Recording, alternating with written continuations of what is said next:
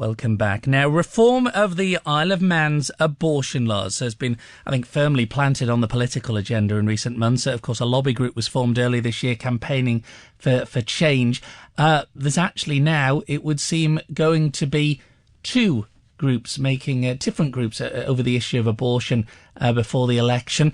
And, its name is here. The issue set to generate further debate because of this emergence of this new pro-life group, Humanity, Equality, Abortion Reform. It will be launched tonight at a public meeting at the Manx Legion Club in Douglas. He has been set up as a direct response to CALM, the Campaign for Abortion Law Reform, which we've reported on Mandate. The pro-life lobby says it will set out the case for a humane and pro-life abortion reform, and supporters have invited two pretty big guns to the meeting as well. Lord Alton of Liverpool, a peer in the House of Lords, and Peter Williams, Executive Officer of Right to Life, described as the premier pro-life campaigning group in the British Isles. Well, Mr. Williams joins me now live in the Mandate studio. Also, Sue Richardson, spokesperson for here, the Right to Life group.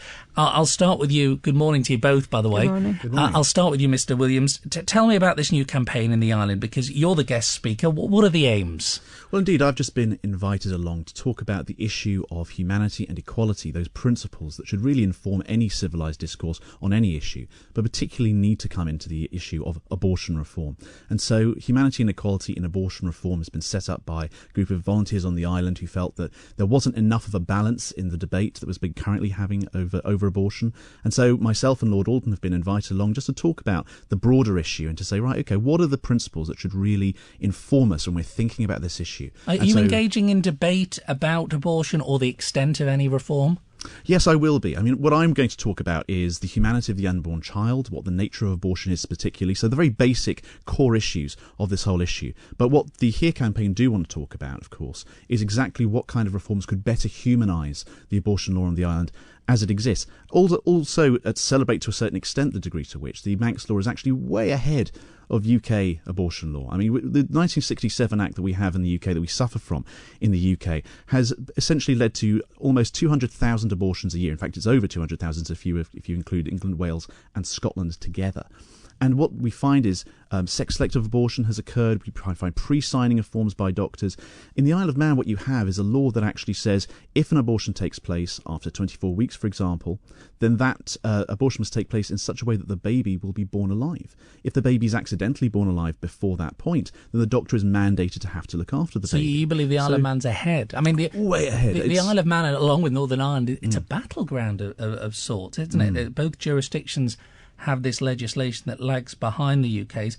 CALM says it wants women in the island to have the same access to abortion as women in the UK. I mean, is that unreasonable?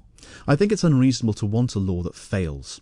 And the 1967 Abortion Act in the UK fails spectacularly. Its safeguards are a joke. We all know that it doesn't really work.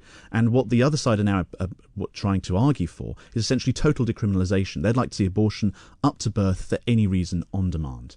And what we're trying to say on the UK, in fact, polling shows most people say that is ludicrous. When the Royal College of Midwives head, Cathy Warwick, came out for that earlier this year, there was an outcry in the UK because we said this is nonsense, this is ridiculous. What we want is actually to go further in the direction of the Isle of Man's laws. So actually, you guys are ahead. You need to stay that way. So, Sue Richardson, you're seeking new members. I mean, how much response has there been? A strong interest in a group here stepping up the campaign and, in effect, taking on CALM.